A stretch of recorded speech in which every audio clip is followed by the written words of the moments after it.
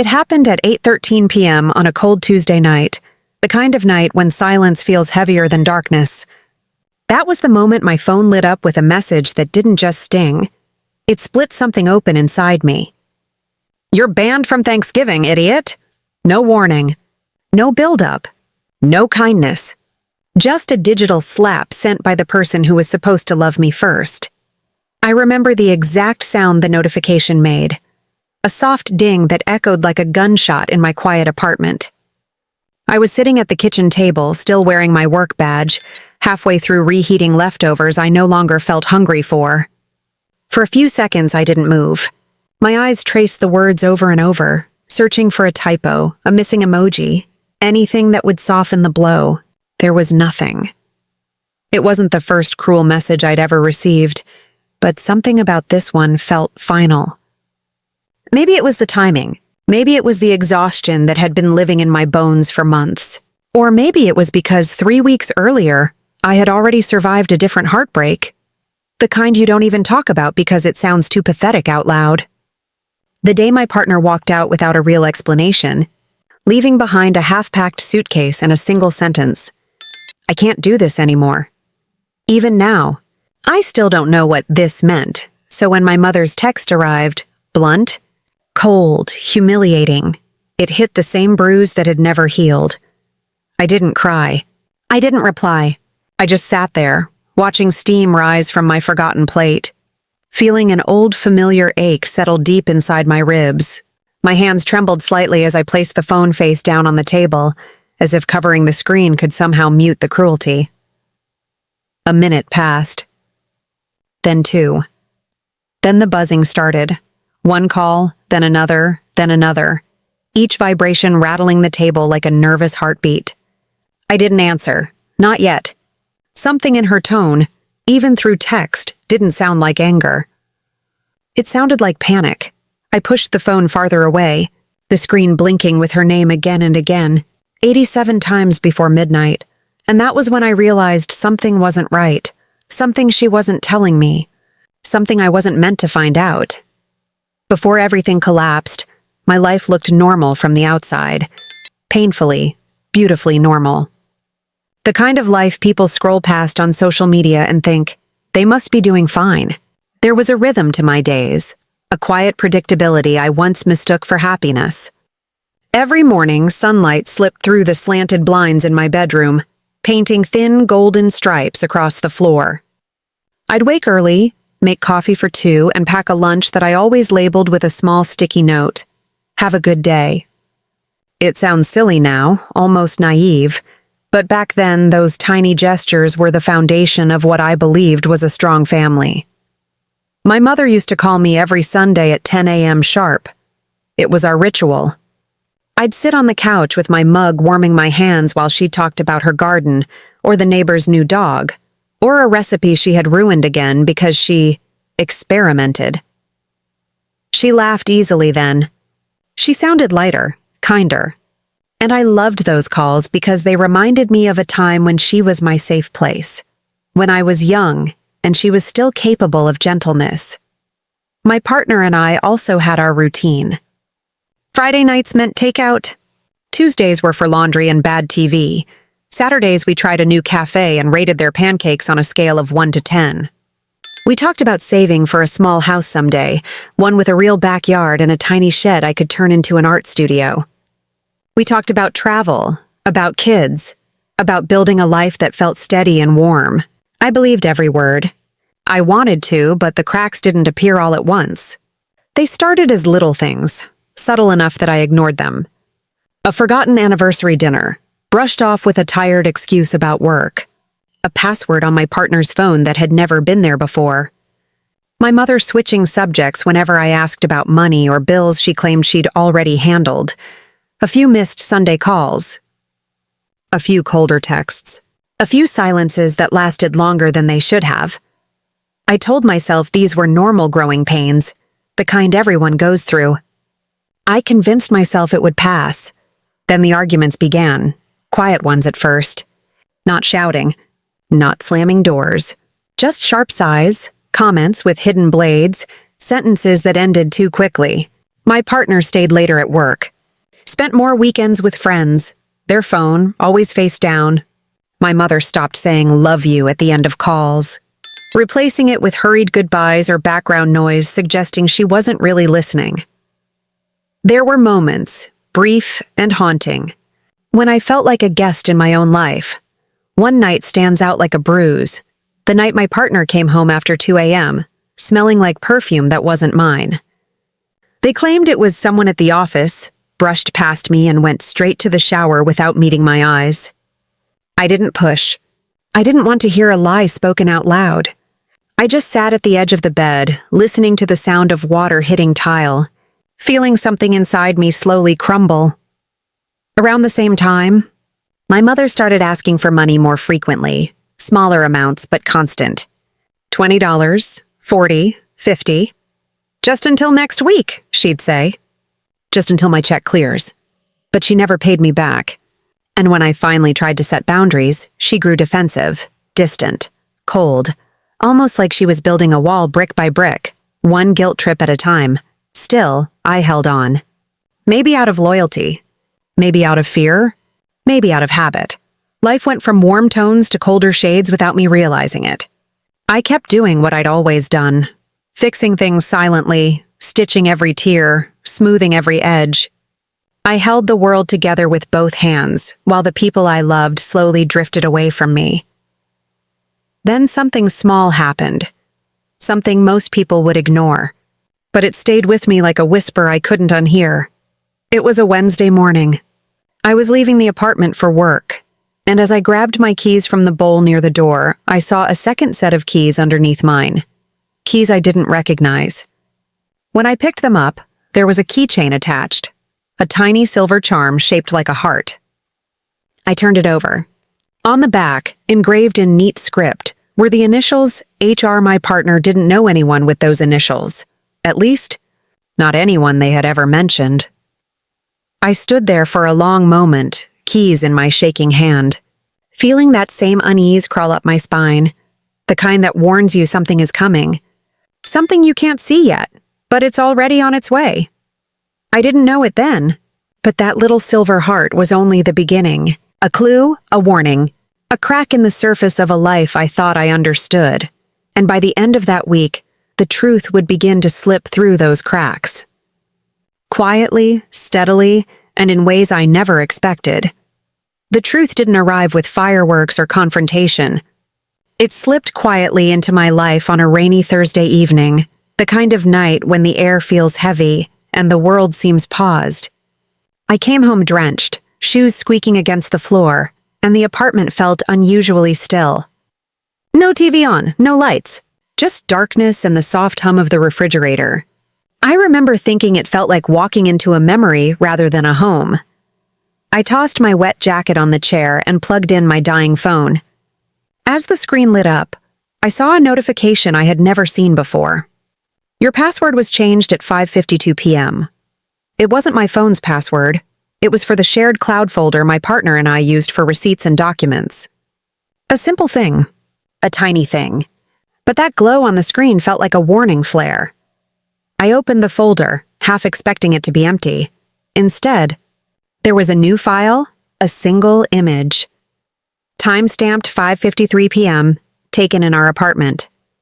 My breath froze somewhere halfway in my throat as I tapped it open. The picture loaded slowly, like the universe was giving me one last moment before shattering everything I knew. It was my partner, sitting on our couch, leaning close to someone I didn't recognize at first.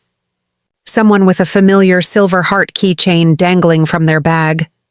The initials on the charm, HR, glimmered softly in the camera flash. Their faces were close, too close for strangers.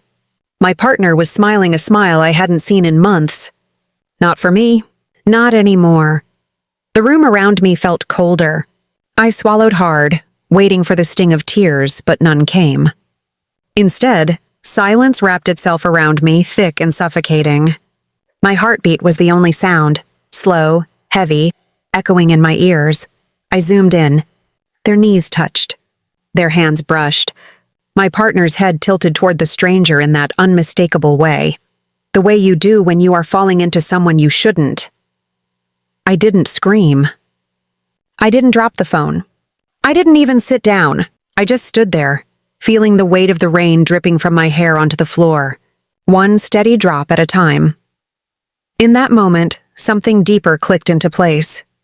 A sharp, electric clarity that cut through the shock. I wasn't confused. I wasn't lost. I was suddenly, painfully awake. I replayed the signs in my mind, each one snapping together like the final pieces of a puzzle I had been too hopeful to solve. The late nights. The excuses. The perfume. The silver keychain. The coldness in their voice. The message from my mother, sharp as a knife. It all connected now, forming a picture I couldn't unsee. My phone buzzed again, this time with an email notification. Another shared account password change, then another. Someone was locking me out of my own life, door by digital door. I opened the email. A message forwarded automatically because my name was still attached to the account. An invoice for a dinner reservation for two.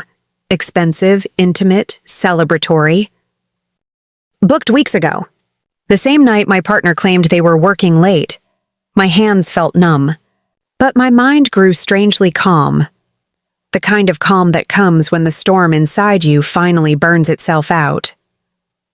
I walked through the apartment slowly, noticing things I hadn't before. A second coffee mug in the sink, one I didn't recognize. A sweater draped over the back of the couch, unfamiliar. A faint scent lingering in the hallway that wasn't mine and wasn't theirs. But something floral and sweet, like someone had been here not long ago. I stood at the window, watching the rain streak down the glass, turning the city lights into blurred smears of gold. My reflection stared back at me. Tired eyes, damp hair, a person holding the remnants of a life that wasn't real anymore. Inside that quiet moment, something shifted. A single decisive thought formed in the stillness. I won't fight back in anger. I won't scream or beg or chase.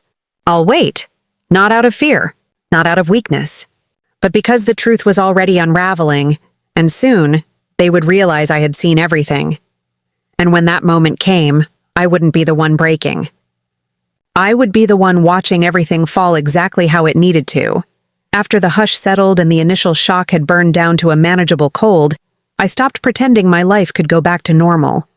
I learned quickly that revenge without a plan is only more pain. So I made a rule for myself. No yelling, no scenes, no dramatic confrontations that would let them paint me as the villain. If this was a game, it would be a slow, invisible one. Methodical, patient, precise.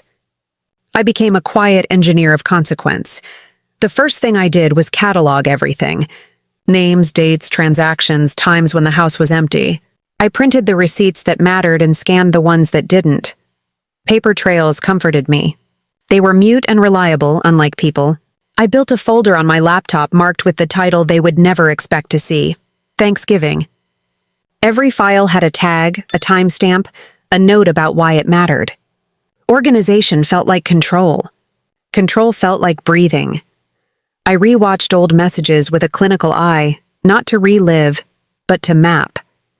Small inconsistencies jumped out. A change in the way someone texted, a sudden withdrawal from a routine that used to be ironclad. The passwords that had once been a joke, our dog's name, my birthday, were replaced by something new.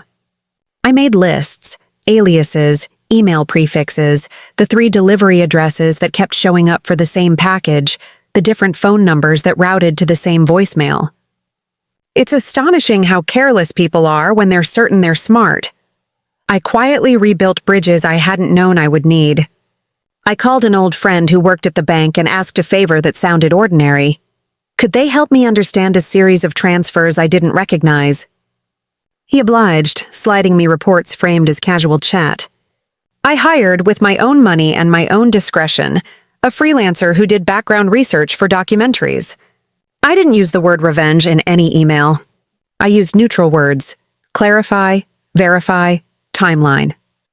The freelancer dug into public records, company filings, and the shadowy labyrinth of burner phones. Within a week, I had a map that went beyond the obvious. Shell companies, a dead P.O. box, a name that reappeared like a faint watermark. I learned to listen to silence. When I rang and the line went straight to voicemail, I documented it. When a supposed ally gave a defensive answer too quickly, I noted the phrasing. People surrender with their language. They reveal loyalties by the words they choose when they think no one is listening. I started leaving tiny silence traps. Neutral, seemingly accidental comments in group chats and social posts that would be posted and then forgotten. If someone engaged, I tracked it. If they didn't, that was a data point. It is amazing how many people will step on a breadcrumb without realizing it's been placed there. I planted questions in the right places. A carefully worded email to an apartment manager, nothing accusatory, simply a verification of a move-in date, returned a name that matched a bank transfer. A quiet call to an old landlord produced an offhand reference to late-night guests and a landlord's tired laugh. I collected voicemail snippets not for theater but for fact. Each tiny piece reinforced another. There was a rhythm to it, like placing fingers on a piano, building a chord that would one day be undeniable. Sometimes I needed witnesses. Not loud ones, but people who could corroborate time and place. A barista who remembered a face. A neighbor who'd seen a car pull up at 2 a.m., a rideshare driver who had documented a route. I bought coffees, left polite notes, and received small human confirmations that stitched the cold paper into a living sequence. They were all thankfully willing to help when the urgency was cast as simple truth-finding. There were tense moments. I sat in my car outside the office building one night and watched a light go on in a third-floor window. A man who had been evasive called my number and hung up when I answered. I let it go to voicemail.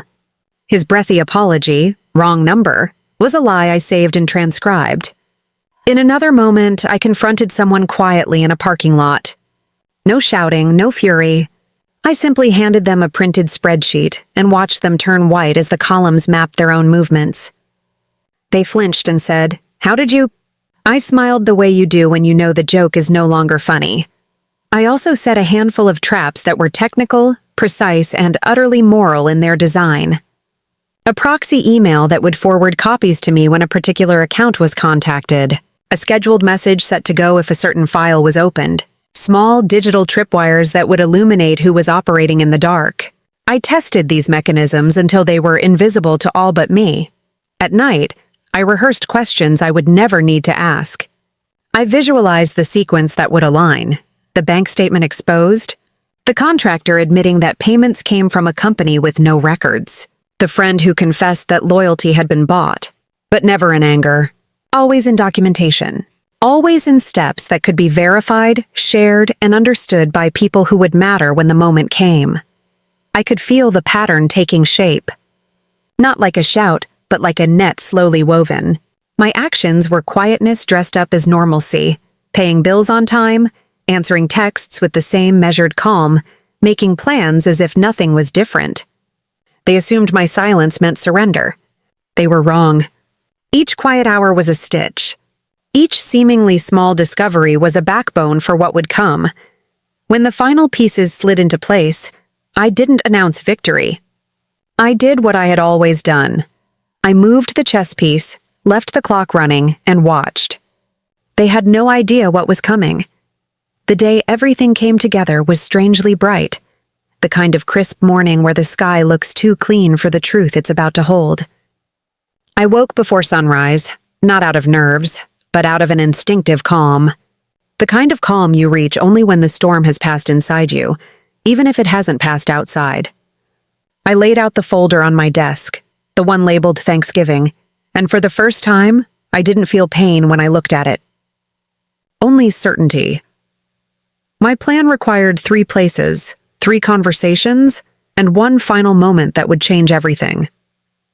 The first place was the leasing office of our apartment building. I timed it perfectly, 9:03 a.m., when the manager unlocked the door, still holding her morning latte. I greeted her politely, signing in with a steady hand. When I sat across from her, I placed the printed documents on her desk, the shared lease agreement, the portions I paid, the proof of who had actually been living in that space the last few months.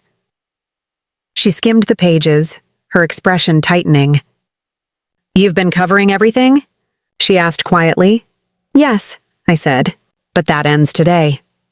I slid the second packet toward her, a formal request to terminate my portion, backed by documented evidence of unauthorized occupants and unapproved subletting. She didn't argue. She simply nodded and pulled the termination form from her drawer. The pen made a soft, satisfying click when she handed it to me. Sign. Initial. Date. Each stroke felt like untying a rope that had been strangling me for months. As I walked out, the sun warmed the pavement under my feet. The air felt lighter. The second place was the bank, specifically the office of the financial advisor who had helped me unravel the transfer history. He was waiting, already aware that something significant was coming. I placed the spreadsheet in front of him, the one mapping the flow of money from my accounts to the shell company, then to an address tied to HR. His eyebrows lifted when he reached the final line. "They were funneling your money," he murmured, "using your accounts for purchases and transfers." "Yes." My voice didn't shake. "And I want it documented formally." He drafted a statement, stamped it, notarized it. A legal anchor. A clean, irrefutable chain. When he returned from the back office, he slid the folder across the table. "This," he said, tapping it, "is enough to unwind everything." I thanked him. No dramatics, no trembling. Just the quiet satisfaction of truth laid bare.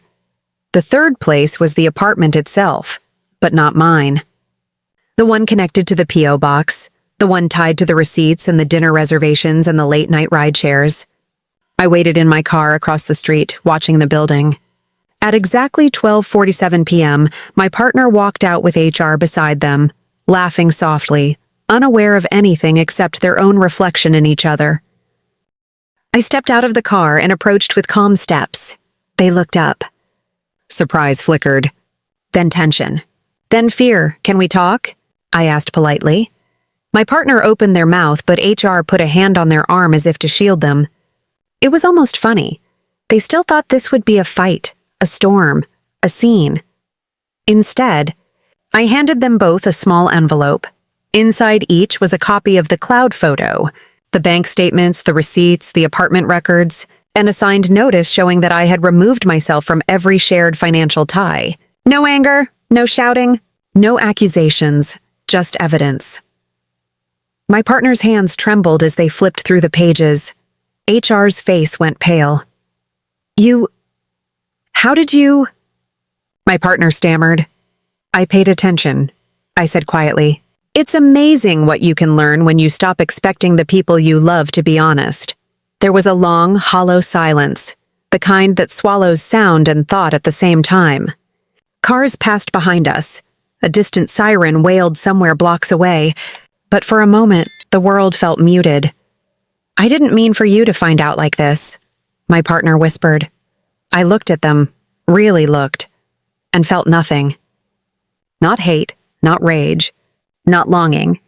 Just the stillness that comes after you've walked through fire and realized you're not burning anymore. "You took my trust," I said calmly. "You used my name, my money, my home, my loyalty, and you tried to replace me while still feeding off my life." My partner's eyes glistened. "I'm sorry," they choked. "Please, let's talk." "No," I said softly. "Talking was for months ago. This is for closure." I turned to leave, but then paused, giving them one final envelope, a letter addressed to them, not with anger, but with an inventory of what they had lost, not what I had, the stability I provided, the home I built, the person who stood by them long after they stopped deserving it. As I walked away, I didn't look back.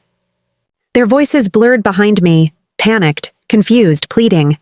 None of it mattered anymore. When I got home, the final piece of justice fell into place.